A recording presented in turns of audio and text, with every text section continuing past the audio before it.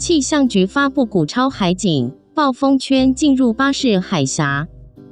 中央气象局今天上午10时30分发布古超台风海上台风警报。根据气象局预报单，青台古超暴风圈已进入巴士海峡，对巴士海峡、台湾海峡南部及东沙岛海面构成威胁。气象局预报员林伯东表示，古超台风路径和过去预测路径没有太大差异。今天开始到明天是最接近台湾的时候，明天开始南部、东南部会有明显雨势，中部以北较不受台风影响，仍以午后雷阵雨的形态为主。根据气象局最新预报单，青台古超暴风圈已进入巴士海峡，对巴士海峡、台湾海峡南部及东沙岛海面构成威胁。气象局提醒，巴士海峡、台湾海峡南部及东沙岛海面航行及作业船只应严加戒备。另外，今天起受台风及其外围环流影响，台湾东半部、韩兰屿、绿岛、